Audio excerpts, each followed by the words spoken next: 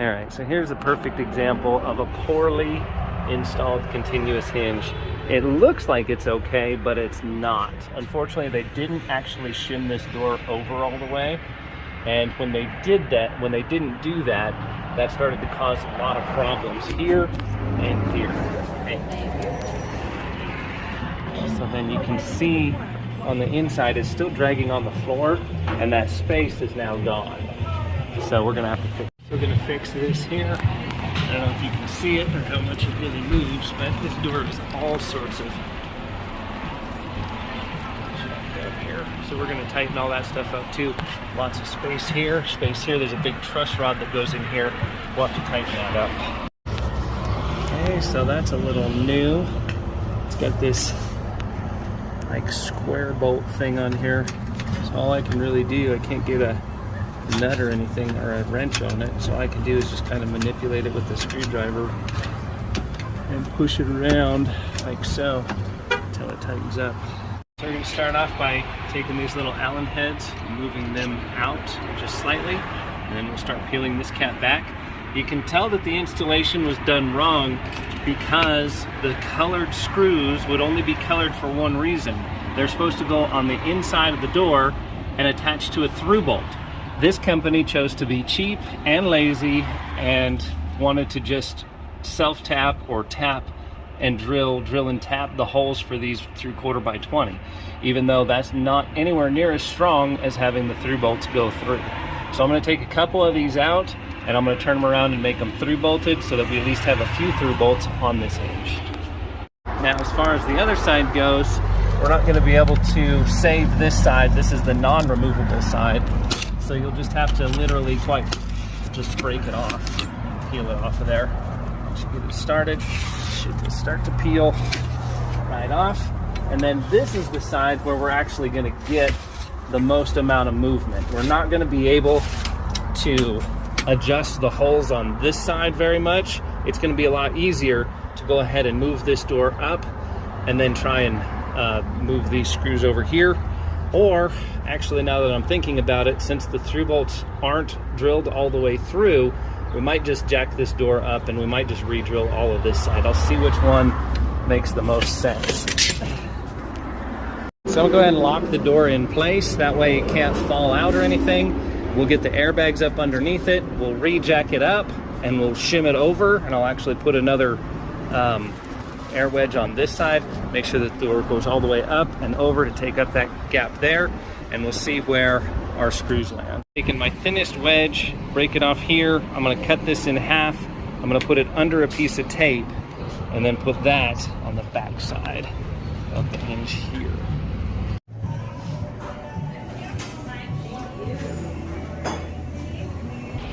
Okay, so we've got our tape and our shim under there and down here. All right, so I've always said this over and over and over again. Once you drill the through bolts through here, it's very, very difficult to realign this door.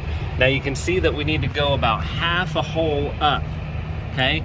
That's gonna be extremely difficult to do. So what I'm gonna actually have to do is, the way that we're fixing this whole thing is we're gonna leave the door side alone, okay? We're gonna leave that side exactly where it is, but on the frame side, I'm actually gonna re-tap and drill all of these holes on this side, and then that way we'll be able to put the self-tapping screws in over here, and we'll be able to hold that little movement. It's not very much, but it's just enough to give this door problems. You can see how much we've got it sucked up here now as compared to before, how far it hung down. So this is what happens. This is the only way to really fix these that I know of, because we can't re-drill the through bolted side. Even though they didn't use the through bolts here, I'm still gonna add some before we get done with this so that we have them in there. Having extra screw packs is really gonna help out. So I'm gonna be able to use these screws on here, and it's not gonna matter that they're a different color because they're gonna go under the cap anyways. We'll just order another cap and cap that side off as well. But that's the only way we're gonna get that little bit of movement that we need. Start off with the small pilot drill hole. I'm just gonna drill in between the holes that are already here.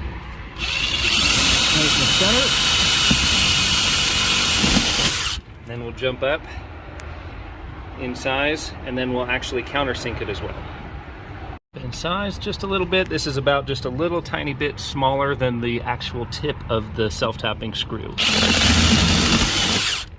Now that it's drilled out a little bigger, I'm gonna go ahead and countersink it with this 3/8 drill bit so it has something to sink into. Just like so, okay? That's all it needs, just a little bit. Just something to set down into. Now we've got our self-tapping screw. Beautiful. Fits nice, snug, tight, perfect, okay? Awesome, and we're maintaining that little bit of gap that we had so that it'll save the adjustment and hold the door up. All right, so now we got all of these re-drilled, and again, you can see that kind of half cocked hole. That's all that we had to move it, and that's why it's really difficult to move these once this side has been done, because trying to get this side to move half a hole like this one here is just really, really difficult to do. So in order to do that, you have to completely change all of the drill points on all of this and re-drill and tap and countersink all of them. Or not tap, but just re-drill all of them, because we use the self-tappers. And there we have it. Now we've got the airbags removed. This is gonna be the moment of truth, whether we did a proper job or not. Notice how it doesn't hit, it doesn't catch, it doesn't sag, and we've got a lot of that gap gone now, okay? So that's exactly what we want here. Beautiful. And it's no longer dragging on the floor, okay? You can see it was dragging all along there and over here, especially right there. Okay.